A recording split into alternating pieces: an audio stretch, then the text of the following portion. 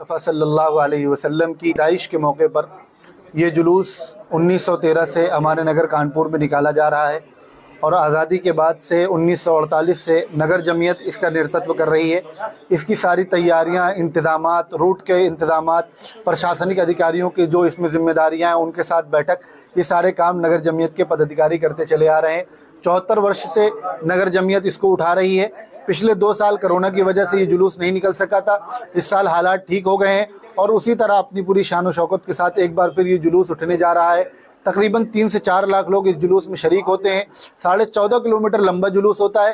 کسی بھی طرح کی راجنیتک دل سے اس کا کوئی لینا دینا نہیں ہے، خالص دھارمک جلوس ہے اور سارے دھرموں کے لوگ اس میں پوری عزت کے ساتھ اور پورے شوق کے ساتھ اس میں شریک ہوتے ہیں۔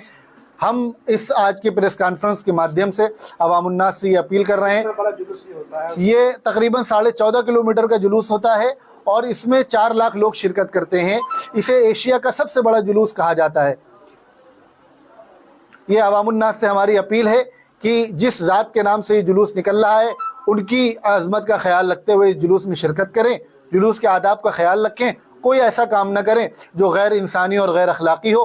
ہمیں امید ہے ہر سال کی طرح اس سال بھی یہ جلوس اپنی تاریخ رقم کرے گا۔ عوام سے کیا گزارش کرنا چاہیں گے، کس طریقے سے جلوس میں شامل ہو، کن باتوں کو جانا؟ چونکہ یہ جلوس نبی رحمت صلی اللہ علیہ وسلم کی طرف منسوب ہے اور ان کی پیدائش کے موقع پر نکالا جاتا ہے، لہذا پاک صاف ستھرے کپڑے پہن کر، درود پڑھتے ہوئے، ٹوپی لگا کر اس جلوس میں شریک ہو۔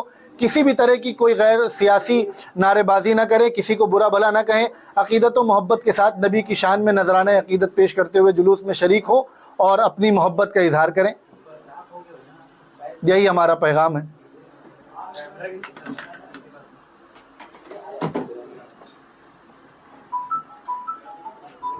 خیریت۔